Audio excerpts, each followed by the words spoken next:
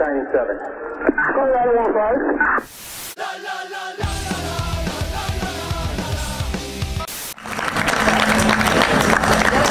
La verdad es que vivimos momentos excepcionales, como comentaba Guillermo.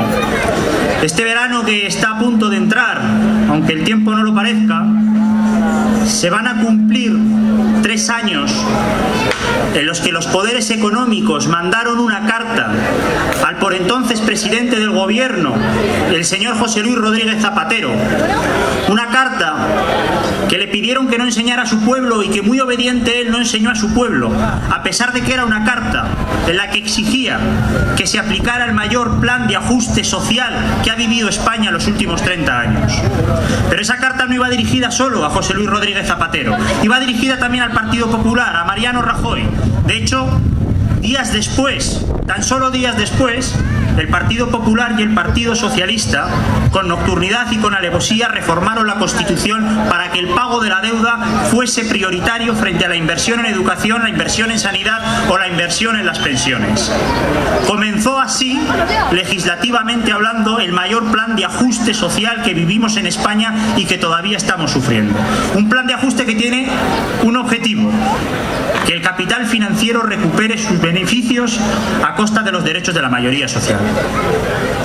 Que los grandes empresarios recuperen sus beneficios a costa de los salarios, a costa de los derechos laborales de la clase trabajadora y fundamentalmente y especialmente de las mujeres trabajadoras, que con esta crisis económica han sido relegadas aún más al trabajo de cuidados y han sido doblemente explotadas aún más de lo que estaban siendo.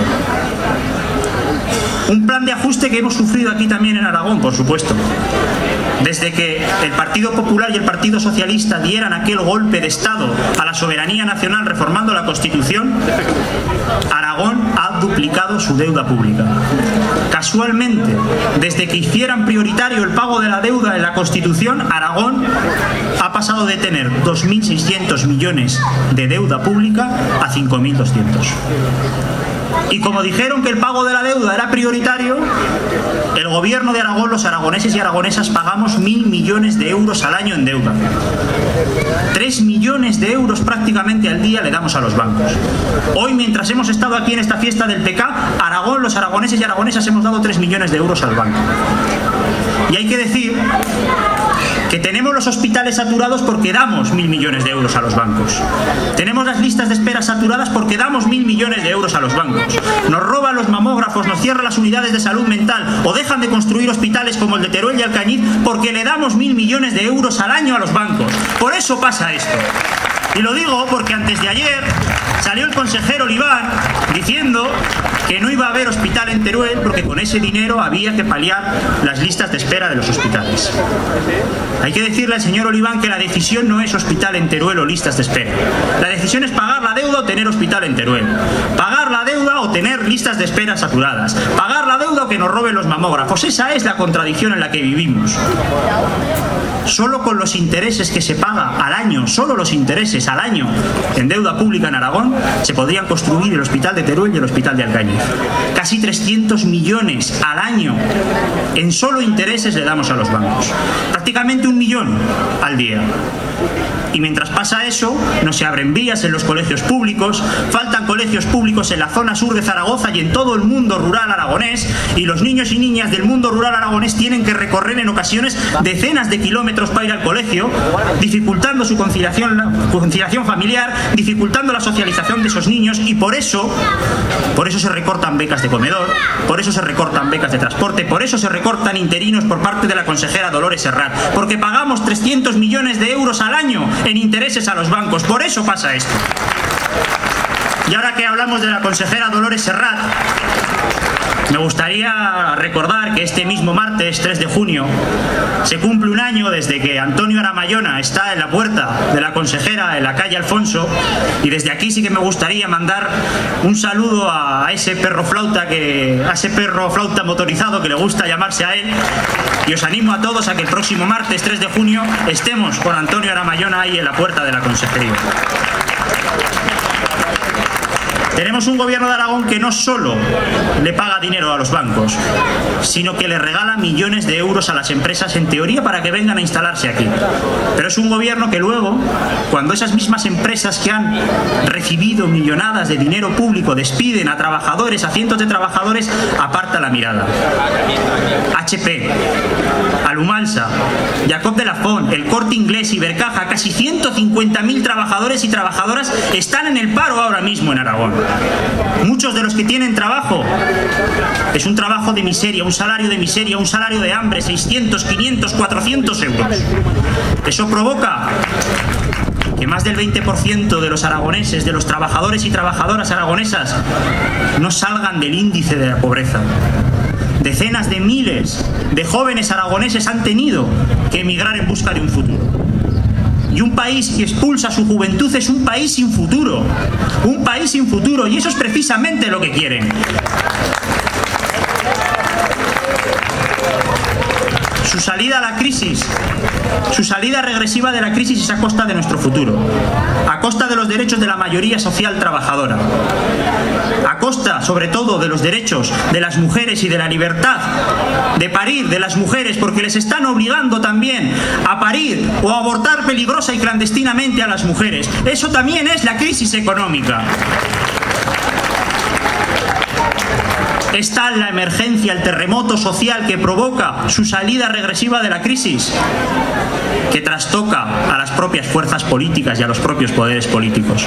En esta campaña lo hemos visto varias veces, cómo no han podido evitar ni en campaña que los poderes económicos les vuelvan a ordenar que tienen que hacer un pacto de Estado el Partido Popular y el Partido Socialista. Se lo han vuelto a ordenar y no lo han podido ni disimular. Y más aún después del batacazo electoral que se han dado. Es que no han pasado ni del margen psicológico del 50% el bipartidismo. Ni del 50% han pasado.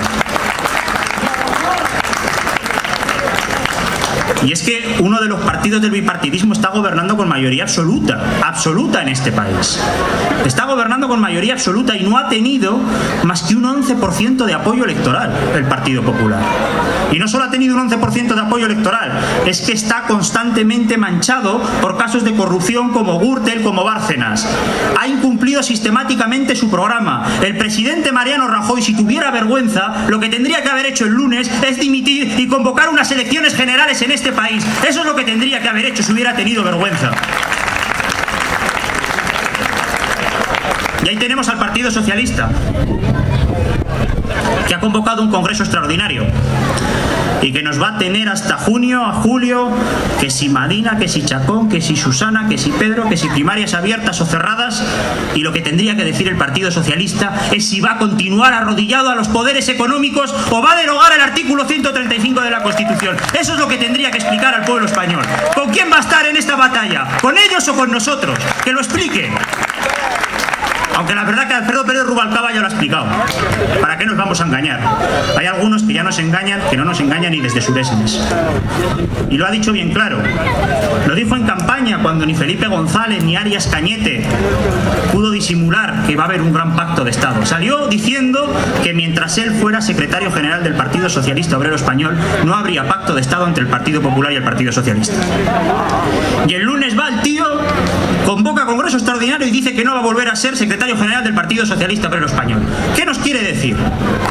Nos ha respondido a todas las preguntas que la izquierda política podíamos tener en este momento histórico. Nos las ha respondido a todas. Si alguien tiene alguna duda, nos las respondió el lunes a todas las preguntas que la izquierda de verdad podíamos tener en este país. Clarificó la situación política de que solo hay dos salidas a esta situación.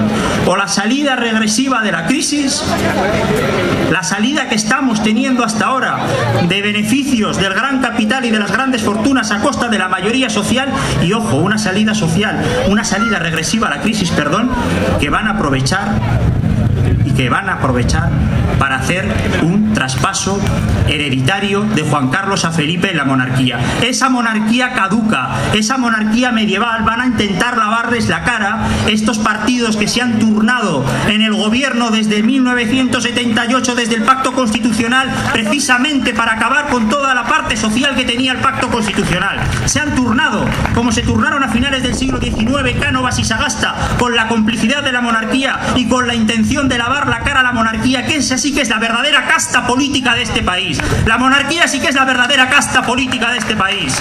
A por ellos hay que ir.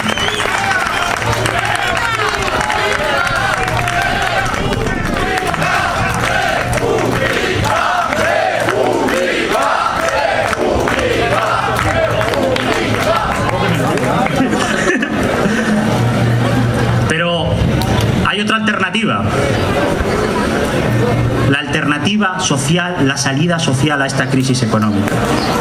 Una salida social que pasa indispensablemente, ineludiblemente, por un ciclo movilizador social, de tensión social mantenida en el tiempo, que genere un bloque social y político que dé paso a un proceso constituyente que traiga a la Tercera República a ese país. Esa es la alternativa que existe y esa es la alternativa por la que vamos a pelear los comunistas. Pero esa alternativa exige, en primer lugar, un programa político. En primer lugar y fundamentalmente un programa político, una alternativa programática para este momento histórico, una alternativa social, democrática y anticapitalista para este momento histórico. Y eso es fundamental, camaradas. Derogación del artículo 135 de las reformas laborales, de las subidas del IVA, del pensionazo y de todas las leyes regresivas que el bipartidismo ha hecho en estos años de crisis económica. Auditoría ciudadana de la deuda e impago de la deuda ilegítima. Porque si hay que elegir entre pagar a los bancos o la sanidad, pagar a los bancos o la educación, pagar a los bancos y las pensiones, las comunistas lo tenemos clarísimo. Pensiones, sanidad, educación, servicios sociales para la mayoría social y que le den por el saco a los bancos. Lo tenemos clarísimo, clarísimo. Y esa contradicción es fundamental que la resolvamos políticamente. Nacionalización de los sectores estratégicos de la economía, también de la banca. No puede haber sectores económicos que sean fundamental para la vida de un país que estén en manos de unos pocos para hacer negocio. Eso es inviable para una salida social de la crisis. Reforma fiscal progresiva, que pague más quien más tiene y que pague muchísimo más quien tiene muchísimo, porque hay en este país gente que tiene muchísimo y se las está llevando crudas, se las está llevando en paraísos fiscales, se las está llevando en SICAP, y lo ha permitido el bipartidismo en este país, en Europa y en todos los países de la Unión Europea. Política fiscal progresiva para hacer un plan de empleo público, para hacer unos servicios públicos de calidad para todo el mundo, para hacer un parque público de viviendas y una dación en pago. Esa es la alternativa social, democrática y anticapitalista que defendemos el Partido Comunista de España en este momento histórico. Las marchas del 22M lo sintetizaron muy bien y lo comentaba Guillermo. Pan, techo y trabajo, esa es la alternativa. En base a esa alternativa política queremos construir una mayoría social. Queremos construir una mayoría social, una unidad de la izquierda o como lo queráis decir, en torno a un programa político. Un programa político de transformación social, porque queremos que la mayoría social sea de transformación política.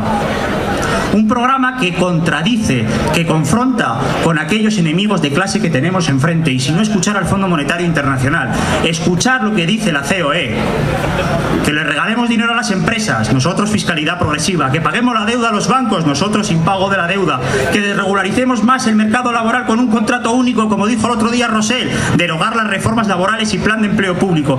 Decimos lo contrario que ellos.